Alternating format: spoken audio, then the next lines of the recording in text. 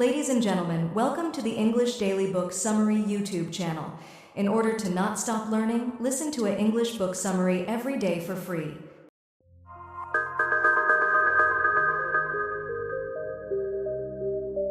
Bob Selden, What to Do When You Become the Boss. How New Managers Become Successful Managers. So, you've been promoted to management. Congratulations. The pay is better, but the job? That's another story. Remember when you knew exactly what success looked like in your role? Now the markers have shifted. Your technical skills got you here, but suddenly you're juggling team dynamics, unclear expectations, and conversations no one trained you to have. Such moments of doubt are part of every new manager's journey. The sleepless nights worrying about how to motivate that underperforming team member or navigate conflict between colleagues. Completely normal. Every successful manager has stood exactly where you are now, feeling that same uncertainty.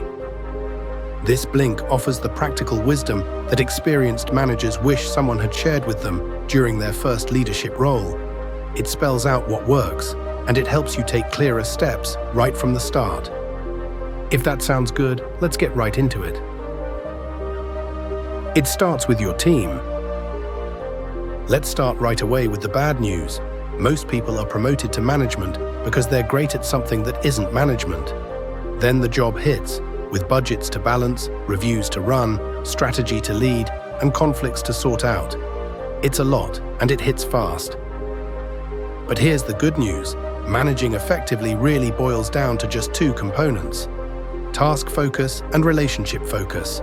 Task focus means getting things done, setting goals, making plans, hitting targets. You've already shown you can do that. That's why you're now a manager. So in this blink, we'll concentrate on that second focus, beginning in this section with team building. How do you build a team, you might be asking? But here's another question. Do you even have a team? You might be in charge of a team that needs to collaborate. You might also be managing a group who work independently. This team-group distinction should inform your management approach. To manage a group, focus on one-on-one communication and use meetings primarily for information sharing. If you do have a team, your approach should begin with an honest assessment of its dynamics. Once you've taken a good look at how your team works together, you can make targeted improvements to fix specific issues you've spotted. Start with what you see. If the team feels disconnected, that's your signal to step in. Do team members work in their own bubbles? If so, create projects that mix people from different areas and set up regular show-and-tell sessions. When people work alone too much, connect their deliverables so they have to collaborate. And where you observe knowledge gaps, pair up team members so they can learn from each other. Once you've addressed the team structure, zoom in on individuals. Talk to each person about what drives them. Then, where it makes sense, align their personal goals with your team objectives. For example, when someone wants to develop specific skills, create opportunities for them to practice within team projects. Remember, one of your strongest management tools is this dual perspective. When you understand both the group dynamic and what motivates each person, you can create an environment that brings out the best in both. That's the groundwork. Now let's look at what happens when a manager misses something foundational and how to fix it. Clear expectations set you up for success. Meet Sarah. Sarah was recently promoted to team manager based on her stellar performance as a marketing specialist. Excited about building relationships with her new team, she focuses on creating a positive atmosphere and being approachable. But then comes the surprise. Her boss says the team is underperforming. Confused, Sarah talks to her team. That's when she uncovers the real problem. People don't know what's expected of them. They're unclear on priorities. They don't know what good work looks like, and they aren't sure how they're being measured. Despite her best intentions, Sarah skipped a core part of management, setting clear expectations. Your people genuinely want to perform well, but even the most talented employees need structure and guidance to succeed. As a manager, it's your job to define team roles and make sure each person understands what's expected. How can you do this? One way is to reframe how you think about roles. This involves defining roles through outputs rather than inputs.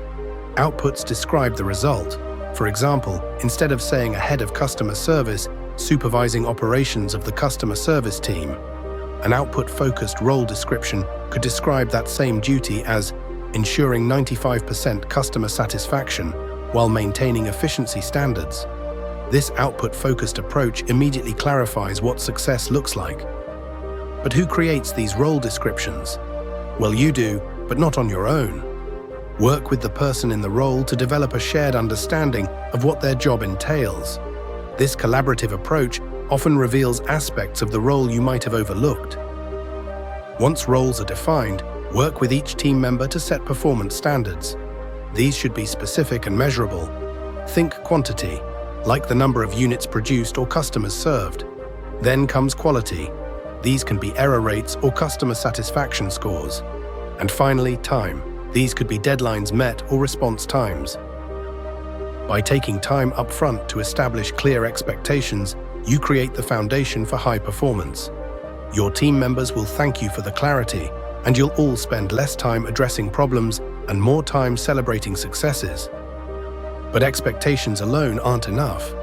To keep people aligned and performing, they need to hear how they're doing, regularly and clearly. That brings us to one of the most misunderstood tools in a manager's toolkit: feedback. Some feedback on feedback. Sometimes feedback sounds like this. So, great weather we've been having, right? Anyway, the project is coming along nicely. Oh, and your reports have been late and missing detail. That presentation last week? Good job, though. If you've ever delivered feedback this way, or been on the receiving end of it, you know it doesn't work. This approach buries the message in pleasantries, mixes praise with criticism, and leaves everyone confused about what matters and what needs to change. There's a better way, and it's all about getting straight to the point. Forget the notorious feedback sandwich where criticism hides between layers of praise. This mixed approach only dilutes your message and leaves your reports wondering what you really mean. Instead, be clear about your purpose from the moment the conversation begins. Your directness shows respect for their time and intelligence. Something more along the lines of this: I've noticed your market analysis reports lack the competitive positioning data we need for strategy decisions. This clarity extends to keeping positive feedback separate. When you schedule distinct conversations for both positive and constructive feedback, you create space for both messages to land properly.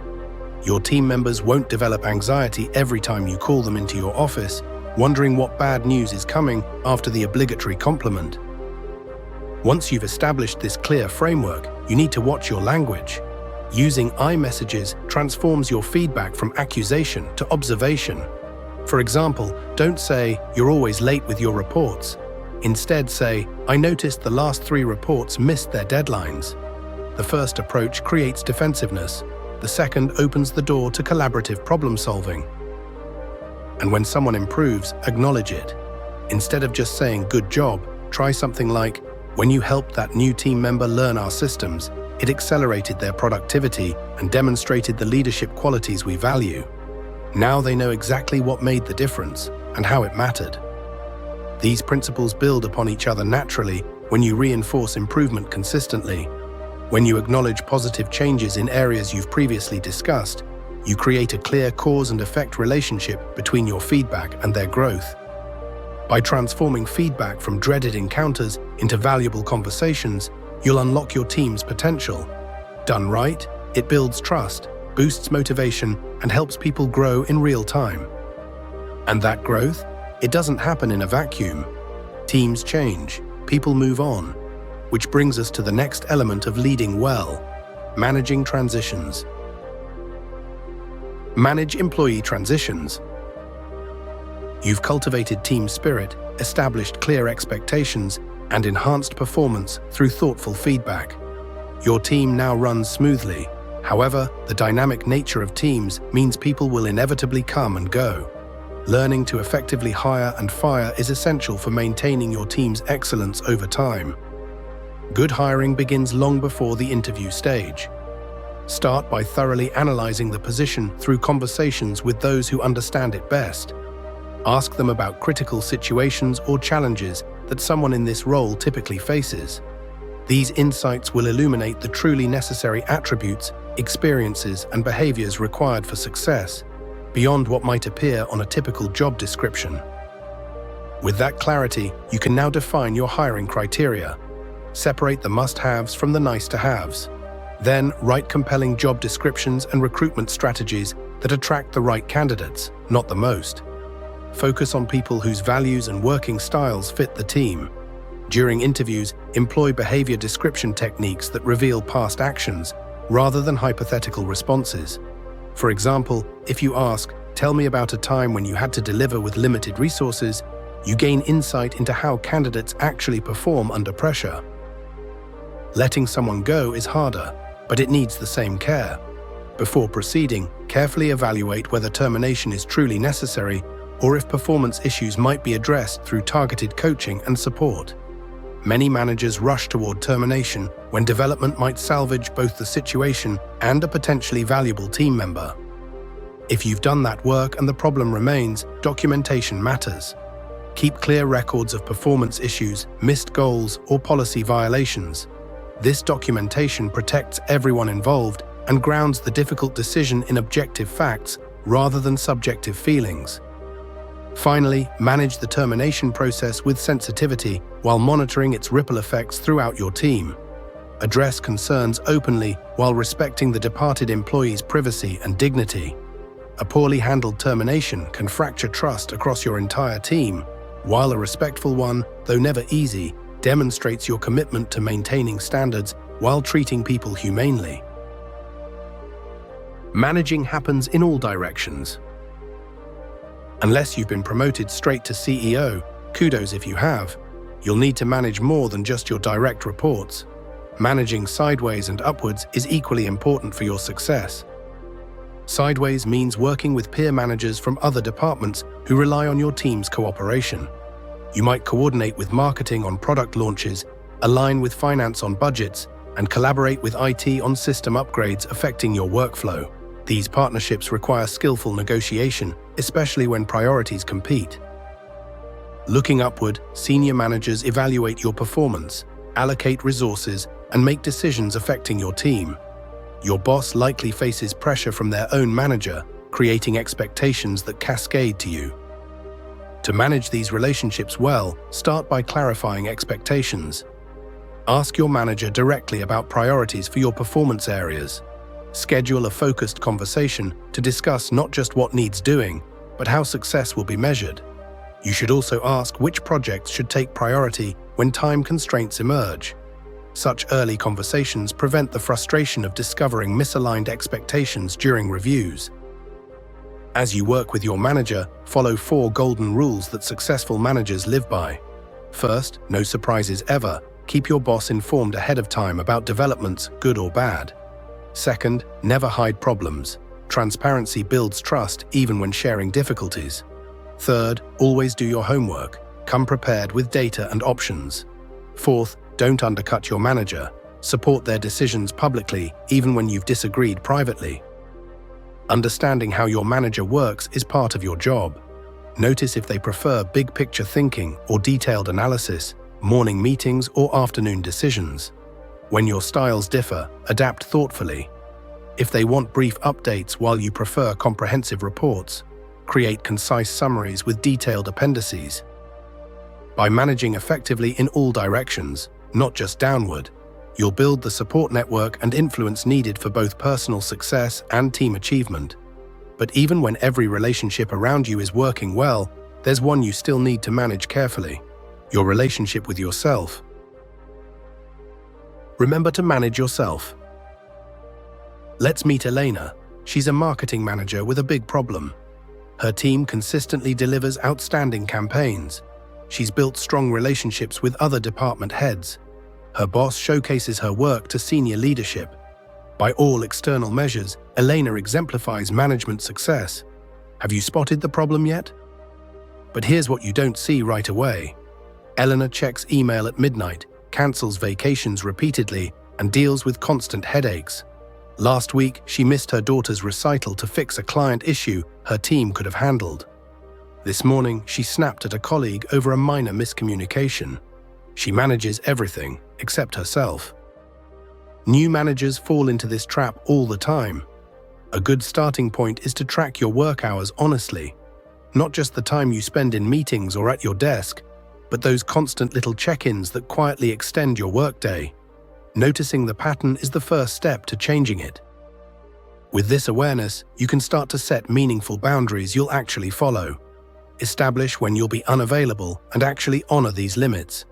Turn off notifications during personal time and communicate these boundaries clearly to your team. These limits not only protect your well-being, but also model healthy work habits for your colleagues. Despite good boundaries, stress is an inevitable part of management. So learn to recognize your personal warning signs.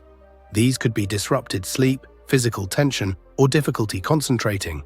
When these signals appear, take immediate action rather than pushing through.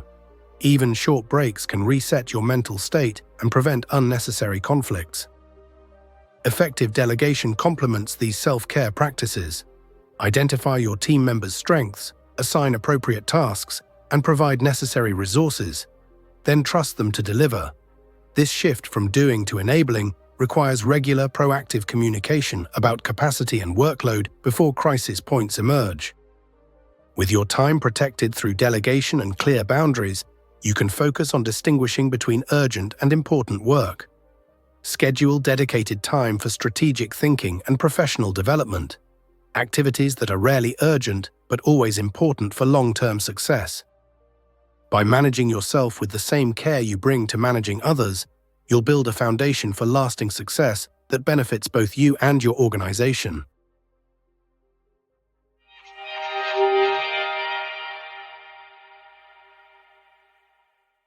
In this Blink to What to Do When You Become the Boss by Bob Selden, you've learned that becoming a successful manager requires mastering the balance between tasks and relationships while navigating challenges in every direction, downward, upward, and inward.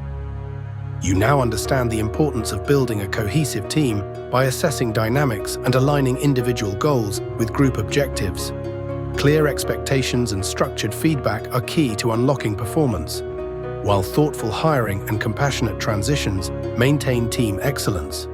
Managing sideways and upward is just as critical as leading your own team, requiring adaptability and proactive communication. Finally, self-management. Setting boundaries, delegating effectively, and prioritizing well-being ensures you sustain success without burnout. By applying these principles, you'll create a thriving environment where both you and your team can excel. Okay, that's it for this Blink. We hope you enjoyed it. If you can, please take the time to leave us a rating. We always appreciate your feedback. See you in the next Blink.